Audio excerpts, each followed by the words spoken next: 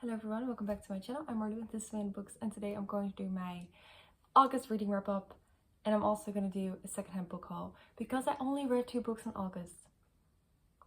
Like, I hate this very much, but you know, Mercury was in retrograde. It really was, and I've just been busy with a lot of other things, so I didn't read much, which is okay. It happens sometimes.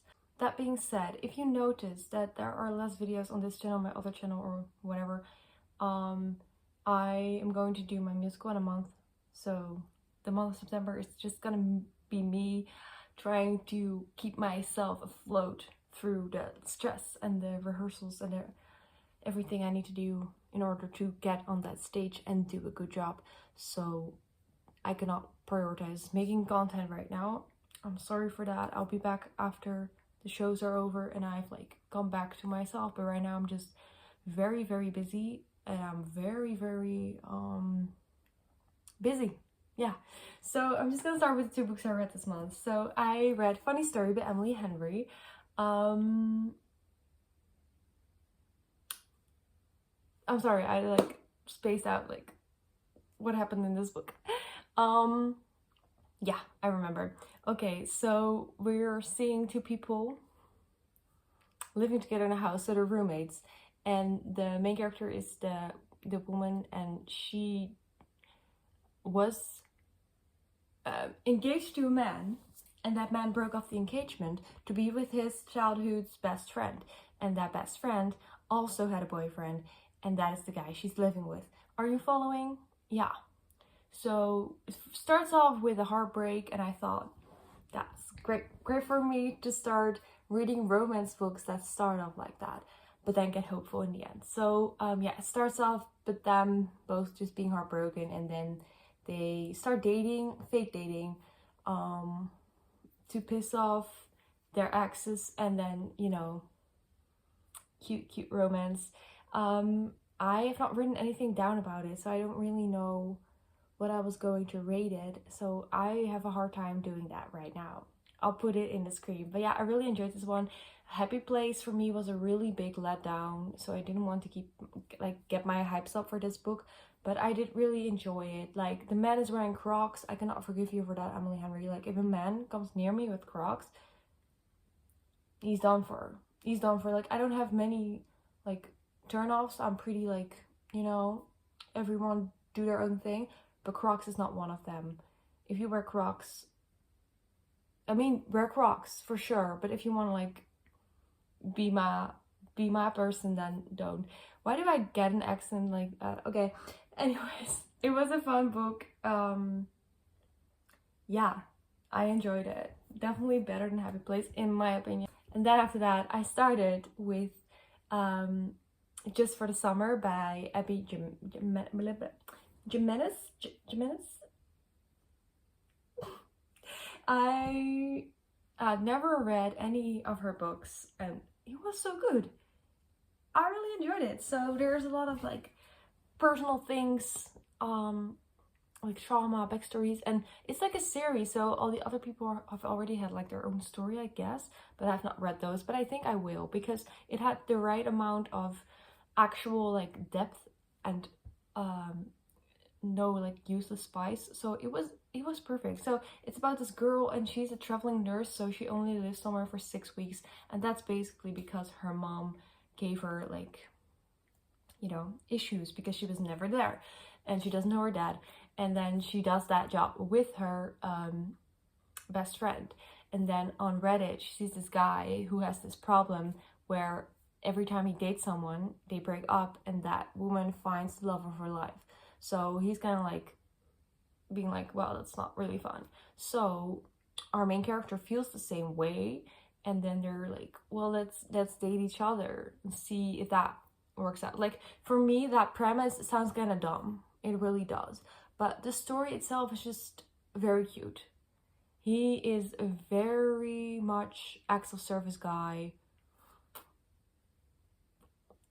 Very much like, he's so like over the top showing interest in her, and I love that. Like, there's this one like little meme thing, I'll put it in the screen, I want a man who cries when I don't text him. So yeah, this is the kind of guy that I want to see in books. Like sometimes a little bit too much, but like we don't do nonchalant guys. We don't. No. You should be obsessed with me. That is the vibe we're going for. So yeah, I really enjoyed it. I really enjoyed it. I think I gave it like 4 stars. I was like, good romance. So I read 2 romance books and then I just didn't read. I mean, I started this book. Let's just start the haul. I started this book. I'm still in it. This is Night Film by Marisha Pessel. This is a mixed media book. So there are articles in here, photos, stuff like that. And I just was intrigued by it. This was on my like mental TBR for a very long time, and then I finally found it on Vinted. It's a little bit like used, but other than that, pretty good. It's a long book though, so that was really not a great pick for me after, you know, only reading 2 books in a month, that I pick a book like this. But yeah, I'm halfway through. I'm kind of enjoying it. I'm just not really in a thriller mood. I'm just reading this in the sun, and then I prefer if it was like literary fiction or romance, but that's on me. And I think together with that, I also bought this one. It's called They Never Learn by Lane Fargo. I mean, that's a great title. I'm just gonna read what this is about. I don't remember. Scarlett Clark is an exceptional English professor, but she's even better at getting away with murder. Oh yeah. Female serial killers. Every year, Dr. Clark searches for the worst man at Gorman University and plots his demise. Thanks to her planning, she's avoided drawing attention to herself, but as she's preparing for her biggest kill yet, the school starts probing into the body count on campus. Determined to keep her enemies close, Scarlett insinuates herself into the investigation. Everything's going according to the master plan, until she loses control with her last victim. Meanwhile, Gorman student Carly Schriller is simply trying to survive her freshman year. Finally free of her abusive father, Carly just wants to fade into the background. Her roommate has other ideas. Allison Hadley is cool and confident, and the 2 girls quickly form an intense friendship. So when Allison is assaulted at a party, Carly becomes obsessed with making the attacker pay and turning her fantasies about revenge into reality. Okay, so I feel like 2 women are gonna kill man, and I'm so excited for this. Yeah. And then I saw another book that I have on my mental TBR for a very long time. It's called The Kind Worth Killing by Peter Swanson. I bought a lot of thrillers. Well, I'm not in thriller mode. That's weird. Okay. When his flight gets delayed, Ted Severson meets Lily, a magnetic stranger, in the airport bar. In the netherworld of international travel and too many martinis, he confesses his darkest secrets about his wife's infidelity and how he wishes her dead. Without missing a beat, she offers to help him carry out the task. Another female killer, let's go, we're on a roll. So yeah, I mean, I'm enjoying the summer right now, but once fall hits, I'm gonna be eating these books up. Together with that, I got this book because, again, I think this book is just like women killing men. I sense a theme here. It's called Never Saw Me Coming by Vera Kurian. Oh, I always forget that the back flap is on the inside with hard facts. Okay, you should never trust a psychopath, but what if you had no choice? It would be easy to underestimate Chloe Silver. She's a freshman honor student and legging wearing hot girl next door who also happens to be a psychopath. She spends her time on yoga lattes, I don't know the word, frat parties and plotting to kill Will Beckman, a childhood friend who grievously wronged her. Oh, they're in a group. They're in a group of psychopaths. And one of those kids is dead. I'm sorry, this is a very long flap. Anyway, there are a lot of psychopaths in this book, so you don't know who the killer is. Then I bought a book that's not about killing men. Such a Fun Age by Kylie Reid. Also has been on my mind for a long time, but I wanted to wait until I saw this cover because this cover is way cuter than the other one. When Amira Tucker is apprehended at a local high-end supermarket for kidnapping the wild child she is babysitting, a small crowd gathers, a bystander films everything, and Amira is left furious and humiliated. Her employer, Alex Chamberlain, a feminist entrepreneur known for her confidence-driven band, resolves to make things right. But Amira herself is aimless, broke, and wary of Alex's desire to help. At 25, she's about to lose her health insurance and has no idea what to do with her life. And when the video of Amira unearths someone from Alex's past, both women find themselves on a crash course that will append everything they think they know about themselves and each other. Very curious about this one. Then I bought The Guest by Emma Klein. I don't know, her other book, The Girls, I saw some bad reviews, but this one I saw in a lot of TikToks about the type of books I like to read. So let's see. Summer is coming to a close in the East End of Long Island, and Alex is no longer welcome. A misstep at a dinner party, and the older man she's been staying with dismisses her with a ride to the train station and ticket back to the city. With few resources and waterlogged phone, but gifted with an ability to navigate the desires of others, Alex stays on Long Island and drifts like a ghost through the hedged lanes, gated driveways, and sun-blasted dunes of a rare-freed world. That is, at first, close to her. Propelled by desperation and a mutable sense of morality, she spends the week leading up to Labor Day moving from one place to the next, a cipher leaving destruction in her wake. Tout, propulsive, and impossible to look away from. This sounds fun. This sounds fun. Can't wait to read this. I actually found this book. Sometimes our library gives away books, so I saw this one. This is The Court of Love by Elaine de Botton. Meet Robbie and Kirsten, two people destined to cross paths, fall in love, and get married. Setting off together on the journey of life, they both believe that all you need is love. Before long, they will learn that life has other ideas. This is a romantic novel unlike any other. It's a story about learning to survive a modern relationship and maybe even enjoy it. Above all, it's a celebration of compassion, imagination, and sheer hard work needed to keep love going. From the intimate pen of Ellen de Botton comes a new kind of love story. Cool.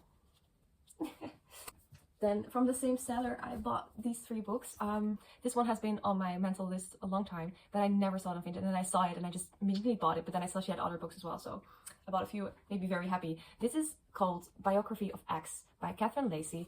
How this was described to me in like a YouTube video was that this is basically similar to The 7 Husbands of Evelyn Hugo, and I love that. So I'm just gonna read the back. When X, the iconoclastic artist, musician, and writer, dies suddenly, CM, her widow, hurls herself into writing a biography of the woman she defeated? Oh, hard words. The story will lead her deep into the Southern Territory, a fascist theocracy that split from the rest of the USA after World War II, before revealing the full weight of X's secrets and depths of her betrayal. Yeah. I'm very excited about this one. I just think that this is gonna be my thing. Then I saw that she had Mother Thing by Ainsley Hogarth, and this cover is amazing, first and foremost. But I've heard good things about this. Addie Lamb has done it. She's found great good in her husband Ralph, and together they will start a family and put all the unhappiness in her childhood to rest. But then the Lambs move in with Ralph's mother, Laura, and Abby finds the mother of all problems. Laura is venomous and cruel. Oh, and she hates Abby. When Laura suddenly dies, her ghosts start to haunt Abby and Ralph in very different ways. Ralph is plunged into depression, and Abby is being terrorized by a force intent on taking everything she loves away from her. With the life she's built on the line, Abby must make the ultimate sacrifice in order to prove her adoration to Ralph and break Laura's hold on the family for good. Yeah. This is a fun concept. Like, I'm gonna write a book about my mother-in-law. It's gonna be so awful. And then I bought this. I have no idea if I'm going to like this, but I was just like, oh, it seems cool. It's called Talking at Night by Claire Daverly. Will and Rosie meet as teenagers. They're opposites in every way. She overthinks everything. He's her twin brother's wild and unpredictable friend. But over secret walks home and late-night phone calls, they become closer, destined to be one another's great love story, until one day tragedy strikes and their future together is shattered. But as the years roll on, Will and Rosie can help but find their way back to each other. Time and again, they come close to rekindling what may have been. So it's kind of like a romance book. I mean, the colors don't scream romance to me, but we'll see. And then I bought Black Swans by Eve Babbitt. So cute. Yeah, these are just a collection of stories, 9 stories that look back on the 1980s and early 1990s, decades of dreams, drink, and glimpses of a changing world. Black Swans further celebrates the phenomenon of Eve Babbitt, cementing her reputation as the voice of a generation. I don't know, but I really wanted to read this, and I'm not sure why. Someone convinced me, but I totally forgot. But I'm very excited to read it. Then I bought 3 books from the same seller. She just sold them as a bunch, so I mean, I wanted Valley of the Dolls by Jacqueline Susan. I mean, it's kind of, it's a little bit beat up, it's fine. I wanted this one, the flop. But yeah, she sold 3 at the same time. I was like, well, fine. This one, I know this one from the internet. This is The Vegetarian by Han Kong. I'm sorry, I'm not laughing at the name. I'm laughing at me pronouncing it. And yeah, let's just first read the back of this. Dolls. Red or black, uppers or downers, washed down with vodka or swallowed straight. For Anne, Neely, and Jennifer, it doesn't matter. As long as the pill bottle is within easy reach, these three young starlets climb to the top of the entertainment industry, only to find that there's no place left to go down into the valley of the dolls. I'm intrigued by this because I love things about like entertainment and stuff, but also like Marina is one of my favorite singers, and she has a lot of like references to this. She literally has a song called Valley of the Dolls, so I thought it would be a good fit for me. And then the back of the Vegetarian. This is a nice small book. A beautiful and stellar novel in 3 acts about rebellion and taboo, violence and eroticism, and the twisting metamorphosis of a soul. This tells me nothing. Oh, here it says. Young, high, and her husband are ordinary people. He's an office worker with moderate ambitions and mild manners. She's an uninspired but dutiful wife. The acceptable flat line of their marriage is interrupted when Young Hai, seeking a more plant-like existence, commits a shocking act of subversion. As her rebellion manifests in every more bizarre and frightening forms, Young Hai spirals further and further into her fantasies of abandoning her fleshy prison and becoming impossibly ecstatic a tree. I have no idea. I think this is gonna be a really weird book, but I like to be excited and confused, so I'm just gonna give this a try. And then the last book is Educated by Tara Westover. I know nothing about this book, but the rating was like pretty high, and it's like a memoir. I mean, memoirs always have high ratings. Doesn't automatically mean it's good. It just means that people appreciate you writing about yourself, I guess. Tara Westover and her family grew up preparing for the end of days, but according to the government, she didn't exist. She hadn't been registered for a birth certificate. She had no school records because she'd never set foot in a classroom, and no medical records because her father didn't believe in hospitals. As she grew older, her father became more radical and her brother more violent. At 16, Tara knew she had to leave home. In doing so, she discovered both the transformative power of education and the price she had to pay for it. I think this is gonna be super like sad, but at the same time, a good reminder to be thankful for what you have. So I definitely will be reading this. Those were all the books I got. Very excited. I love like scoring books on Vinted. It's very nice. So I am going to hopefully finish this soon so I can get started on all of these. Thank you so much for watching this video. I hope you liked it. If you did, please leave a like, comment, and subscribe to my channel. And I would love to see you next time. Bye!